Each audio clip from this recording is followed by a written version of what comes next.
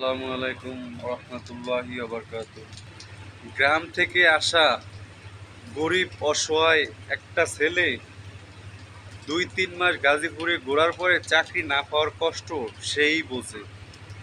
3 বেলার জায়গায় 1 বেলা খাইয়া জীবন পার করা, বাড়ি থেকে অনেক কষ্ট করিয়া 400-500 টাকা আইনা রুম ভাড়া দেওয়া, ব্যাচেলারে থাকা, এই কষ্টটা শুধুমাত্র ওই ছেলেটাই বুঝবে।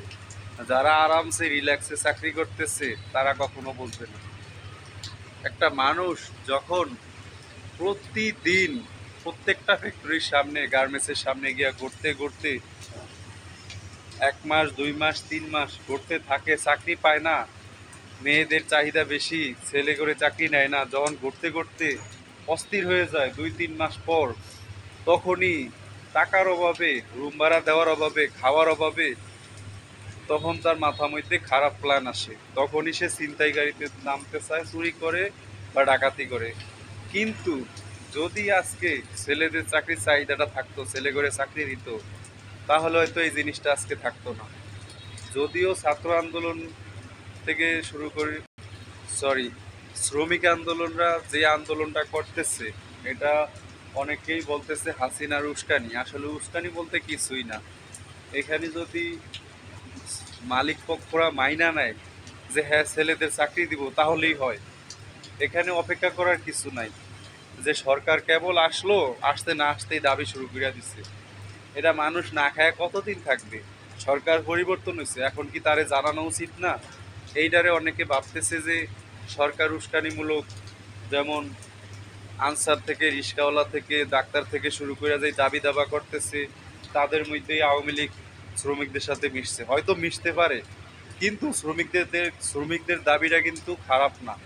আপনি একবার চিন্তা করে দেখেন, একটা মানুষ, ভালো করে আপনি চিন্তা করেন, একটা মানুষ 1 মাস 2 মাস 3 মাস, কয় মাস বৈশা বৈশা খাইতে পারে? গরিব অসহায় মানুষ চাকরির জন্য গাজীপুরে আসছে, ঢাকায় আসছে, চাকরি না পায় 2-3 মাস ঘুরতেছে। 3 বেলা আপনি খাইতে পারতেছেন, এই জন্য আপনি তার কষ্ট বুঝবেন না। সে যে 1 বেলা খায়া জীবন পার করতেছে, সে বুঝতেছে চাকরি না পাওয়ার কষ্টটা কি।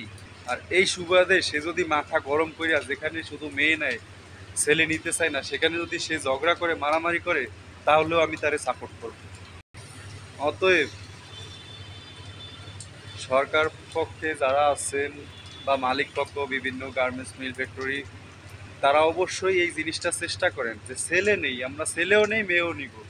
কেন শুধু মেয়ে নিব, ছেলে নিব না? এই জিনিসটা আপনারা ভালো করে লক্ষ্য করেন। ছেলেও নেন, মেয়েও নেন, সবাই চাকরি করুক, সবাই সুন্দরভাবে জীবনযাপন করুক। শুধু মেয়ে নিয়ে ছেলে করে চাকরি থেকে বঞ্চিত করতেছেন, ছেলেও কষ্টটা বুঝতেছেন না।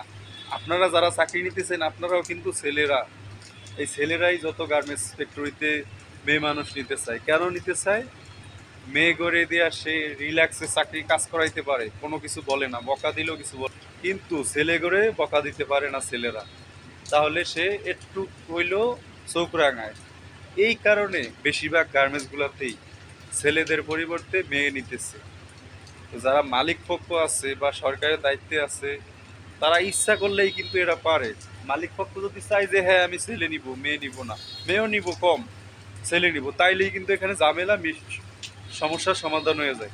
কিন্তু এই জিনিসটা তারা করতেইছে না। যদি নতুন সরকারের কোনো বাধাগ্রস্তর জন্য হয়, তাহলে এটা শ্রমিকদের জন্য না, এটা মালিক পক্ষের জন্য।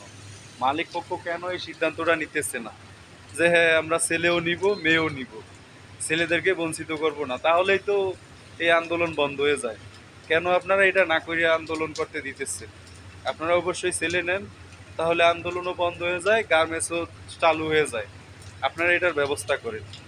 আর যারা উস্কানিমূলক কথা বলতেছেন যে এরা আওয়ামী লীগের লোক করতেছে, আপনারা ভুল ধারণা করতেছেন।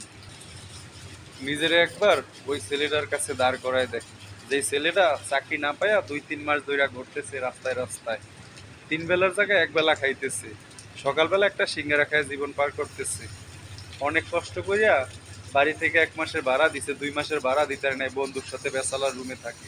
সেই ছেলেটাই বোঝে চাকরি না পাওয়ার কষ্ট কি, অন্য কেউ বুঝবে না।